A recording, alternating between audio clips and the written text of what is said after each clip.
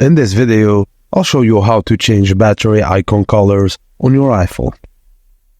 Begin by heading over to the Settings app on your iPhone and scroll down to select Accessibility. Scroll down to find the Pre-app settings and tap on it. Tap Add App if you already added an app. Simply select it. You can choose Home Screen and App Library. Once you've selected the app, scroll down and select Smart Invert. You can also enable this from Accessibility Display and Text Size, then Smart Invert.